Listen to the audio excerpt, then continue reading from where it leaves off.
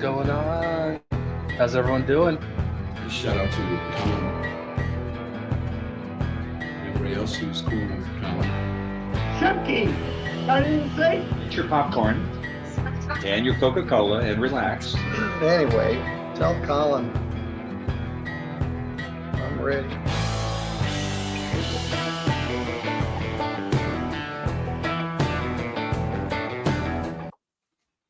What's going on? This is Colin. How's everybody doing? I hope you're having a great day so far. I've got a good one. This is a small claims matter out of Washington, and we've got a disgruntled neighbor.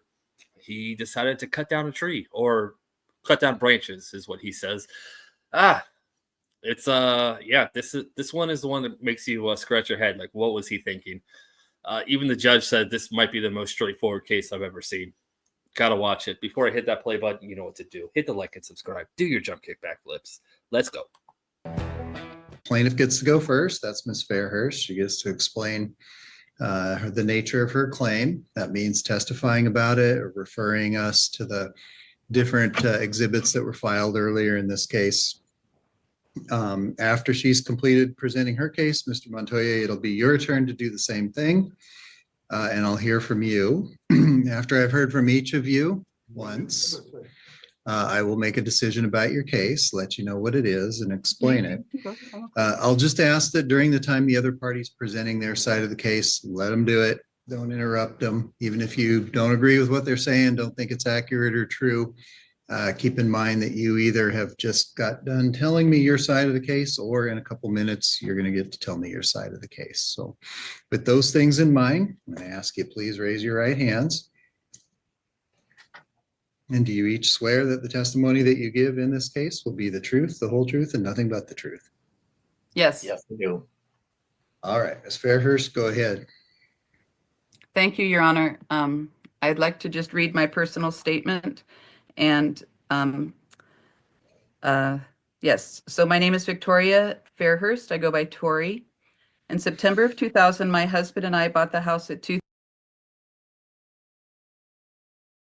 who had lived here for the previous 11 years. In that time, Mary hosted many family gatherings and celebrations in her backyard, including my bridal shower and a barbecue for our extended family on the weekend of my husband's and my wedding in the summer of 1996.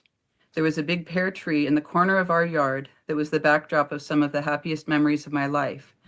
I have video of our neighborhood deer eating the low-hanging fruit. The deer would often lie down and sleep in the shade under the tree. My neighbor, Dave Montagna, unlawfully cut our tree down, leaving only a stump. We expected that he would offer to make amends to us. He has not. In fact, he has never once apologized or taken responsibility for his actions. Before the statute of limitations expired, it was left to me to address this matter. This is the reason for this claim. I have provided appraisals, pictures, a video of the deer, an audio recording, a transcript of a voice message the defendant left me, invoices, and a witness statement. Although the total value of my complaint is $17,866.30, I understand the limit for the damages in small claims is $10,000.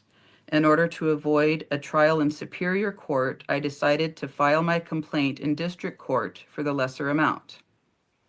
Facts. Our neighbor, Dave Montagna, lives directly behind our home. We share a back fence. In the fall of 2021, Dave came over and asked if he could cut off the branches from our pear tree that were on his side of the fence.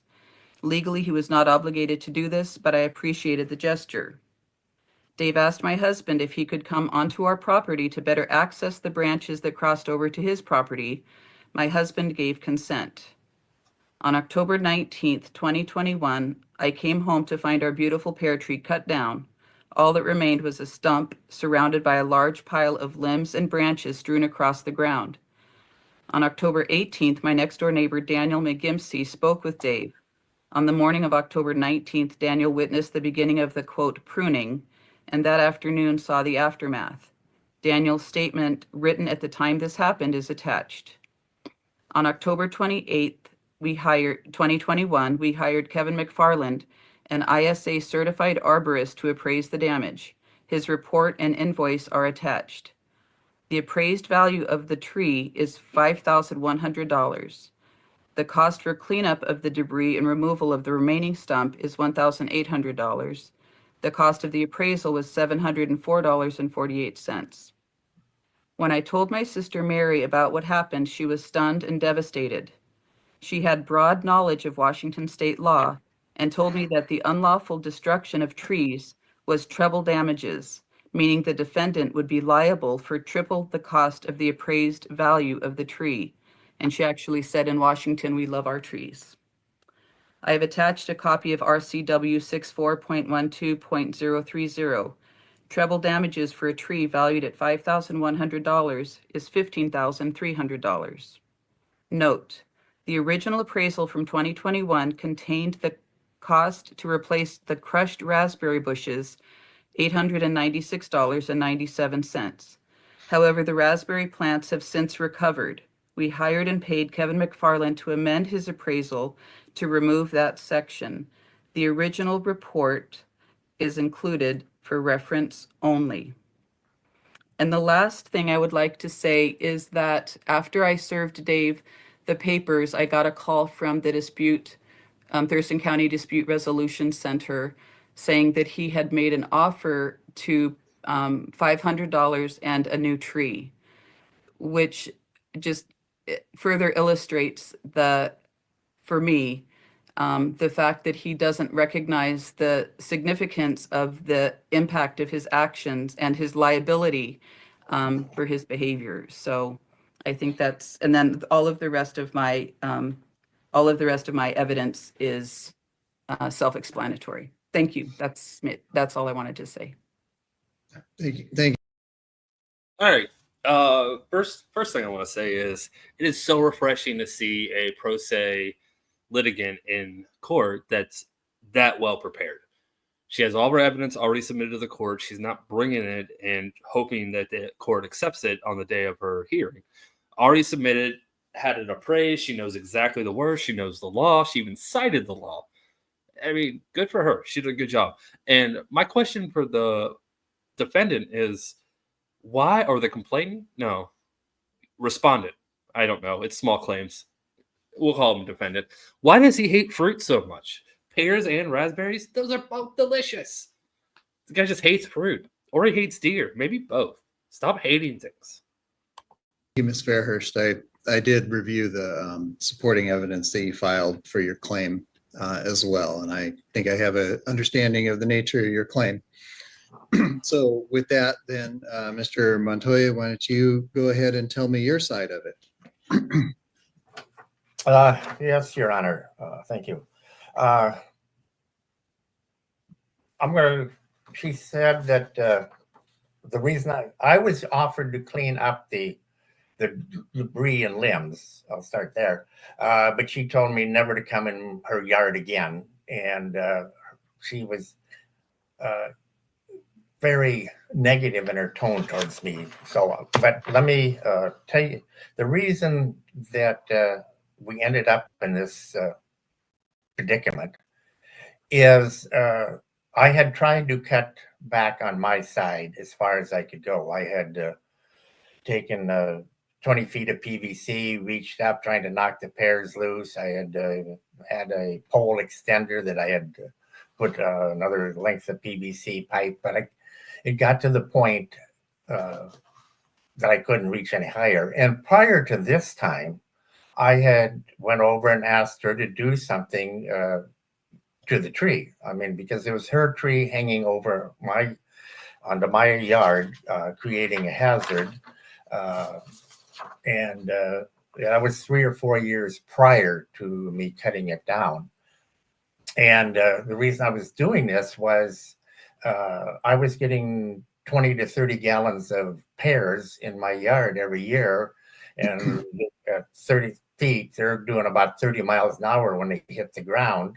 And I was worried about our dogs, our pets, and anybody in our yard that would go into the danger zone, which is what we call the area under the tree. And we had to move our picnic tables back, our swing set out of the way, and we lost about a third of our patio right out of the middle. So I had offered had asked her to do something about it prior, and with no action, I figured, and I had got the opportunity to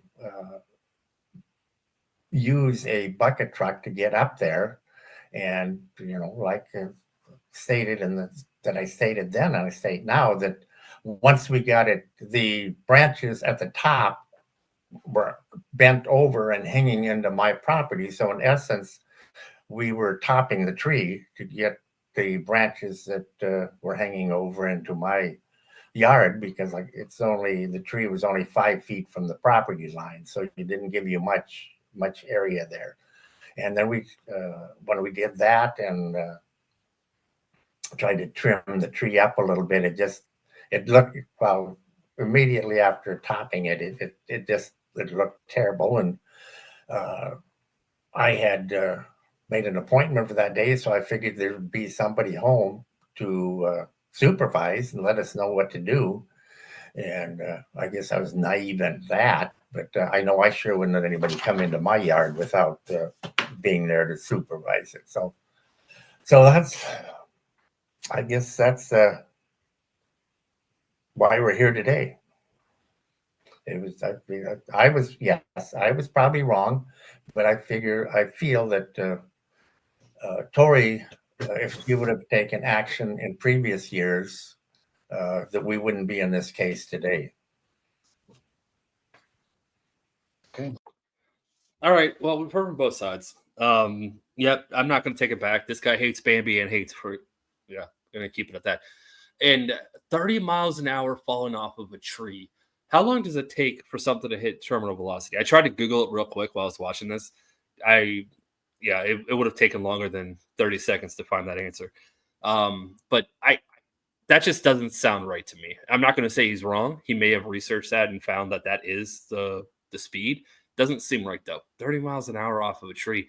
I mean, this isn't, a 300-foot tree, right? We're not talking about a redwood there. Something falls and it actually hits terminal velocity. Anyways, that doesn't jive with me. But again, I don't have the information to say he's wrong on that. It sounds far-fetched. Also, he made an appointment. What is it? You asked him if you can go onto their yard and cut the branches that overhang your fence. That's not making an appointment. That's asking, hey, do you mind? I don't want to just trespass on your land. All right. I'm going to let this video play out. This kind of neighbor frustrates me. I mean, I understand his argument. Like, it's annoying. I'm have to throw all these pears away. I get why you want to cut the branches that hang over your fence. I understand that. That makes sense. But to take it upon yourself to completely destroy the tree, that's not okay. And the judge is about to tell us that. All right, I'm going to let the rest of this video play out. You guys have a great rest of your day. I hope you enjoyed this. Please hit that like button. I would surely appreciate it. Until next time, bye. Anything else, Mr. Montoya? I guess that's all I've got. I was just trying to be a good neighbor and save her some money. Like I said, when I offered to do it, their only question was, how much is it going to cost me? And so I thought that was their main thing, was money, and I guess it is. Okay, thank you, sir. All right. The truth is, I seldom come across a case that's as clear as this one. Mr. Montagne admits to intentionally cutting down the tree. He far exceeded his rights as a neighboring property owner in trimming overhanging branches, resulted in the death of the tree. The tree has been evaluated to be worth $5,100. Ms. Fairhurst is correct about damages to trees and how there's a tripling. And in addition to that, she has additional damages related to the killing of the tree, including the stump grinding and the work to clean up the site. Far exceeds the statutory maximum of the court. So applying the honors just prove her claim. She's entitled to her damages. That's $10,000, as much as the court can award in this setting, plus applicable costs, which in this case are the filing fee and the service fee, for a total of $10,000 $61.82. I'll enter judgment in that amount. And that judgment is being filed with the court clerk, and it'll be available to both the parties later today.